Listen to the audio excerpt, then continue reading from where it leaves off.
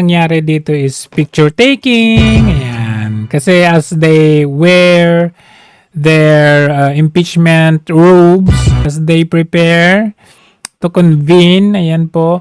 And then, si Tulpo pa-text lang busy.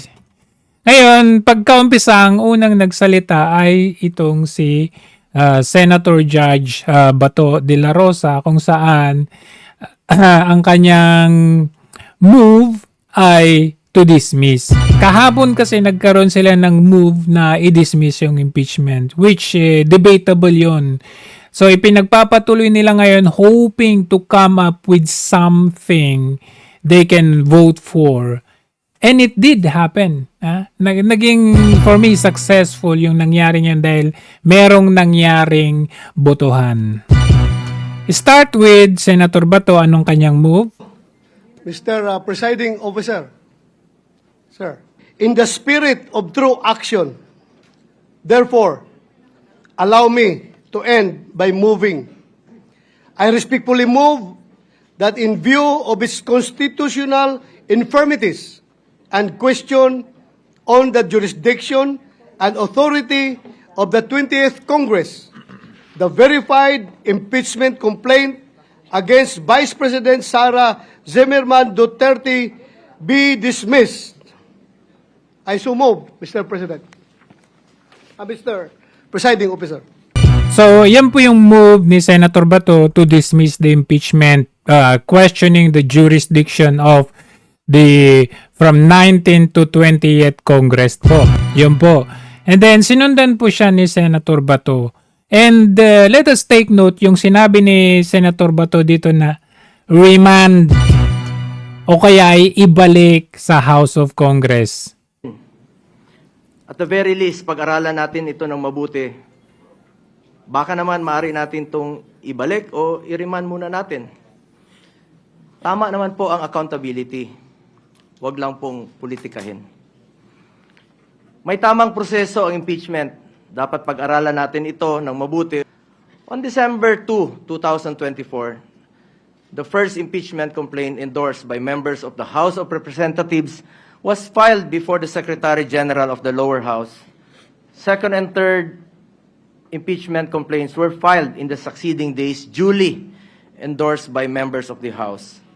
Under Section 3 of the House Rules of Procedure in Impeachment Proceedings, a verified complaint for impeachment shall be filed with the Office of the Secretary General and immediately referred to the Speaker. Despite this rule, Mr. Presiding Officer, the 3 impeachment complaints filed were never referred to the Office of the Speaker. Instead, a 4th verified impeachment complaint signed by more than 200 congressmen, which now constitutes the articles of impeachment, was transmitted to the Senate. This brings into question the legality of such move when the Constitution provides that no impeachment proceeding shall be initiated against the same official more than once within a period of 1 year. This opens up a lot of questions. At ang iniiwasan natin ay yung magpapasya tayo sa isang bagay na makakaapekto sa buhay ng bawat Pilipino. Makakaapekto sa trabaho natin na makatulong sa tao. Tapos hindi naman pala dumaan sa tamang proseso. So, ang ginawa dito, kasi yung unang move ni Senator Judge Bato to dismiss. And then, sinundan ni Senator Judge Bongo, baka naman pwedeng i-remand natin o ibalik natin. Kasi in-establish niya dito yung hindi pag-submit kaagad sa Speaker of the House within 10 working days. And then, yung first impeachment complaint kasi, hindi sinubmit within 10 working days. Second, hindi rin sinubmit. Third, hindi rin sinubmit. Diba dapat ganun, i-submit muna nila yon. Pero ang ginawa, biglang lumabas yung fourth impeachment complaint na ang ginawa na ay yung nagbotohan na yung mga congressmen. So, ito yung in-establish ni Senator Judge Bongo dito na merong questionable yung legality nung ginawa nilang pag-impeach kay VP Sara. So, ang gusto niya dito, i-remand. Ibalik sa House of Congress at questionin yon. Sumunod dito, kinonfirm naman kasi parang nakita ko dito, hindi ko alam kung pinag-usapan ba nila muna ito prior to this or nagkaroon lang ng harmonious sequence itong Senator Bato, Bongo, tapos ngayon naman itong si Senator Cayetano Kasi sabi niya, against siya si Alan Peter Cayetano sa dismissal. Pero nung narinig niya yung sinabi ni Senator Bongo, in accordance with the move of Senator Bato na remand, baka naman pwedeng ibalik, medyo may nagkaroon ng idea na pwede tayong magkaroon ng botohan dito. Ito, tignan natin. What is the pleasure of Senator Judge Cayetano? Just to clarify the motion before we debate on it, because I heard Senator Bongo second, but he also stated that okay then i-remand. Because personally, I'm against the dismissal, but I would be willing to hear arguments on remanding. So I'm sorry, Senator Pimentel, I just want to know, is Senator Bongo actually proposing to amend the motion of Senator Judge Bato, and is Judge Bato amendable to that? So ako nagmo-move ngayon na i-consider ni Senator Bato, i-amend yung motion niya from dismissal to remanding. No, I cannot move myself na i-remand because may pending motion now. But I can ask him to amend his motion. And why will remanding be in the interest of justice and consistent with our oath of political neutrality? Kasi ang mangyayari nito, hindi pa binabasa yung articles of impeachment bukas, babalik to sa House of Representatives. Hihingin natin ngayon na isa-certify nila na hindi nila violate yung one impeachment per year. Number two, by the time they answer sa 20th Congress, prosecutors na ng 20th Congress ang mag-affirm na interesado kami na itutuloy namin to. And by that time, the 12 senators po who have joined the 20th Congress will have the wherewithal and the say-so how to proceed. So, I'm just looking from it from a practical point of view. It might not sit well with my colleagues. If I wasn't a lawyer, perfect yung aking pong sinasabi. But being a lawyer, kailangan ko rin pag-isipan. Pero tignan niyo lang po from a practical point of view. Pag dinismiss natin to ngayon, maibabalik din nila, Senator Bato. I-file din nila. Pagka naman hindi natin dinismiss, doon din ang mangyayari. Pag niremand natin, may mangyayari. May malalim na pag-iisip ng mangyayari dito. That's why I'm asking Senator Bato if he will, again, consider amending his motion. Sometimes I am contemplating that how I wish Senator Cayetano is always present in the floor. Every time a crisis is being faced by this August chamber, Mr. President. Because his ideas and his mere presence only can cool down the boiling hearts and heating heads. So, with that, Mr. President, I would like to ask for a 1-minute suspension because before I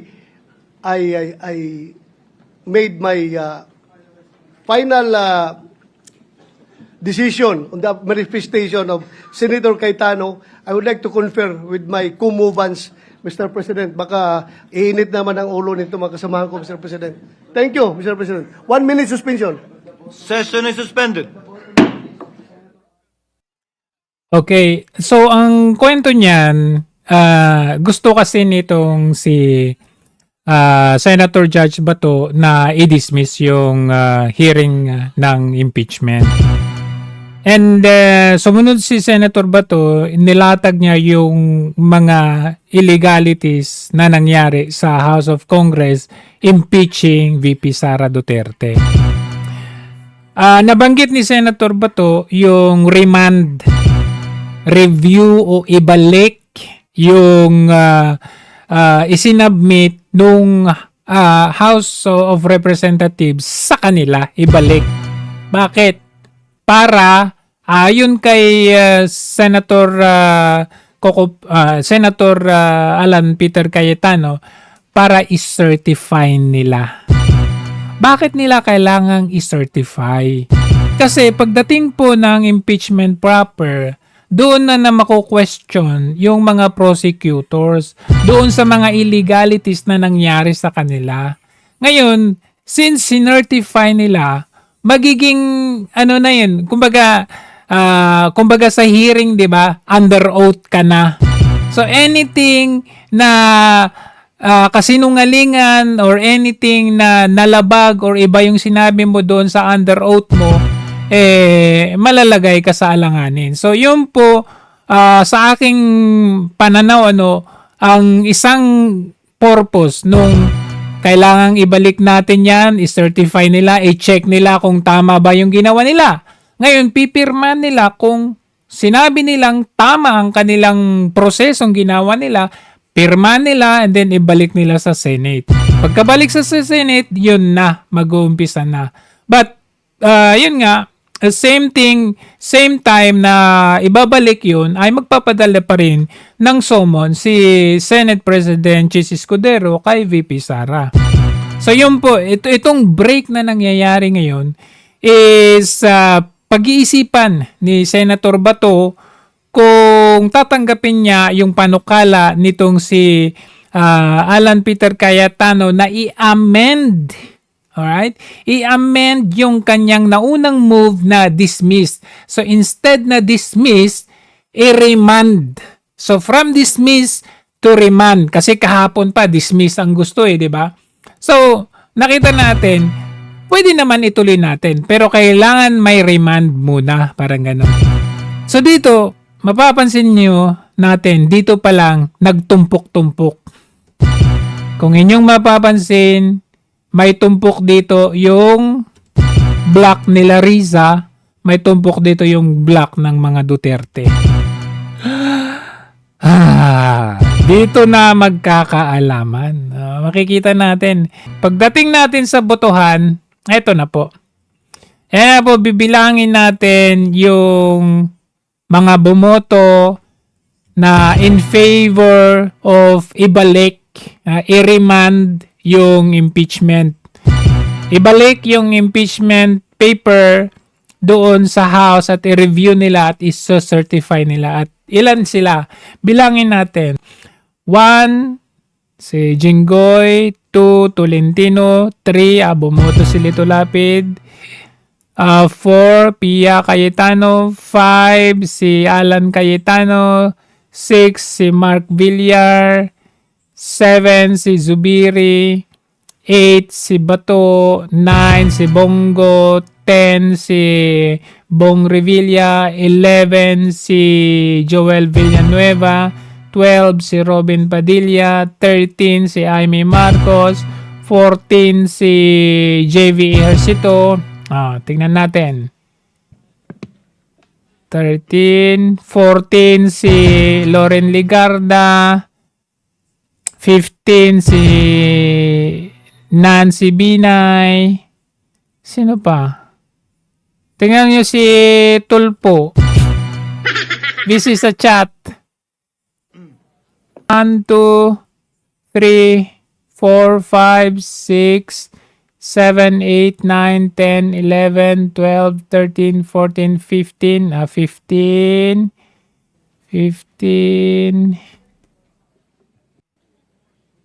15, 16, sino to? 17, and then 18 to, 18, ayan, 18, lahat. Ayan, 18. Para sa mga hindi, sa mga ayaw, ito lang, ayan. Those against the motion of Senator Judge Cayetano, please raise your hand. Okay. Yung against, si Grace Poe, si Coco, si Risa. Hindi nag-raise hand itong si ano eh. Pero bakit dun sa record, 0 abstain eh. 0 abstain. Hoy, Tulfo, anong boto mo? Anong boto ni Tulfo? Hindi bumoto? Busy ka? Hindi siya bumoto eh. Walang pakialam eh. Kala ko ba Tulfo brand of justice ka? Oh, walangot ka pa. So, ano yung impression nung botohan na ito? Itong botohan na ito, for me, not much of an effect comparing doon sa dismiss. Kasi pag dismiss, tapos na, wala na. Pero ito, remand. Pero may botohan. Ang remand notes naman dito is 1, ibabalik sa House of Representatives at iso-certify nila na wala silang nilabag sa proseso. 2, i-confirm nila, iso-certify nila na itutuloy nila yung impeachment to the 20th Congress.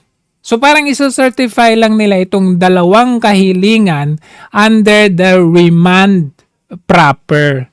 So yun po, not much of an effect. Pero the mere fact na nagbotohan sila at dito sa botohan na ito, panalo yung motion ni Senator Bato, Bongo, ni Alan Peter Cayetano, it means something. So, kung titignan natin, this is sort of round 1. Kung saan, nanalo tayo. Kung sa round 1, nakita natin yung positive outlook, positive result of voting, na nakita natin yung mga bumoto na yan, in favor. Kasi yung remand na yan, nakita nyo naman yung nag-against, di ba? Yan sila Risa Ontiveros. Galit na galit nga sila eh. Hindi nga ma-explain yung kanilang pagmumukha dyan. Galit na galit yung dalawa, si Coco at saka si Risa. Nag-vote against sila. Nag-vote yes, nakita ninyo? More like of a Duterte block. So, positive po ito para sa atin. And it's very good to see na from Senator Bato to Bongo to Alan Peter Cayetano, nag-come up sila sa votation of which nanalo po tayo.